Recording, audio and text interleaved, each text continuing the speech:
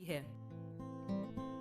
शरीर के सारे अंगों तक रक्त पहुंचाने के लिए हमारा हृदय रक्त को एक खास दबाव पर पंप करता है और इसी दबाव को रक्तचाप या ब्लड प्रेशर कहते हैं। ये समझने के लिए रक्तचाप होता क्या है, ये वाला वीडियो देखो। हृदय द्वारा पंप किया गया रक्त वाहिनियों में आता है और इनकी दीवारों पर दबाव बनाता है। इसी का उपयोग करके डॉक्टर ब्लड प्रेशर नापते हैं। बीपी नापने की यह मशीन स्फिग्मो मैनोमीटर का इस्तेमाल होता है। इसे बीपी अपैरेटस भी कहते हैं। Knob, cuff, rubber tube, rubber bulb, rubber valve और गेज, इसे ऐसे खोलते हैं। कपड़े से बने इस हिस्से को कफ कहते हैं और इसे ऊपरी बांह पर बांधते हैं। इससे दो रबर ट्यूब्स जुड़ी होती हैं। इनमें से एक ट्यूब आगे जाकर गेज से जुड़ी होती है और दूसरी इस बल्ब से। गेज एक पट्टी होती है जिससे पता चलता है कि ब्लड प्रेशर कितना है। इसके बीचों बीच एक पतली नली होती है जिसमें मर्क्यूरी यानी पारा ऊपर नीचे जा सकता है। देखो, ये नॉब है। ब्लड प्रेशर नापते समय यह हमेशा आड़ी स्थिति में होना चाहिए। रबर बल्ब में स्क्रू जैसा एक वॉल्व होता है। इसे इस तरह घुमाया जाता है। चलो अब देखते हैं कि ब्लड प्रेशर कैसे नापा जाता है। सबसे पहले डॉक्टर मरीज को आराम से बैठने के लिए कहते हैं। मरीज का हाथ ऐसी स्थिति में होना चाहिए और पैर फर्श को छूने चाहिए। बीपी अपैरेटस खोला जाता है। कफ निकालकर उसे मरीज की कोहनी से 2 अंगुल ऊपर ऐसे बांधते हैं। फिर सुनिश्चित करते हैं कि कफ बहुत कसा हुआ या बहुत ढीला तो नहीं है। उसके बाद स्टेथोस्कोप अपने कानों पर लगाते हैं। चेस्ट पीस में उंगलियों से आवाज करके पता लगाते हैं कि आवाज ठीक से आ रही है या नहीं। स्टेथोस्कोप के चेस्ट पीस को कोहनी के बीच इस प्रकार लगाते हैं।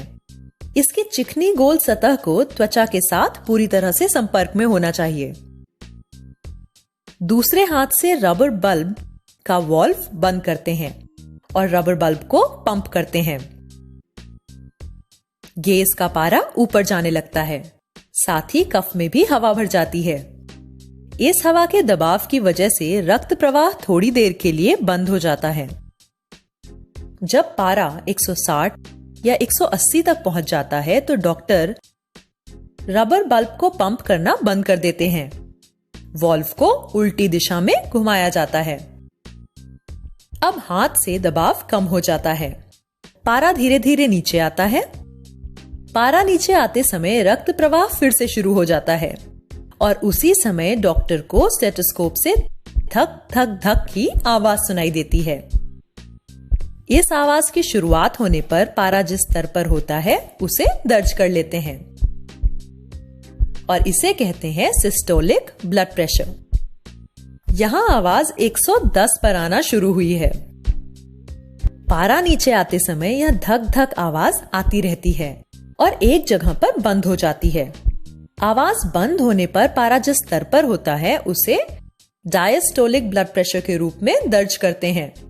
यहाँ पारे के 70 पर पहुंचने पर यह आवाज आनी बंद हो गई है तो वॉल्व को पूरा घुमाया जाता है। डॉक्टर कफ में बची हुई हवा को निकाल देते हैं। स्टेथोस्कोप को कान से निकालते हैं। मरीज के ऊपरी बांह में लगे कफ को हटाते हैं और बीपी अपैरेटस उचित जगह पर रख देते हैं।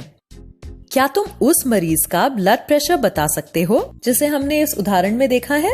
वह है 110 सिस्टोलिक और 70 डायस्टोलिक या 110/70 millimetre of mercury.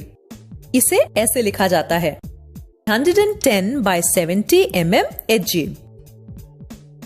mmHg blood pressure को मापने की इकाई है। 110/70 मिलीमीटर ऑफ Hg यह सामान्य ब्लड प्रेशर होता है। ब्लड प्रेशर 140/90 mmHg से ज्यादा हो तो उसे हाई ब्लड प्रेशर कहते हैं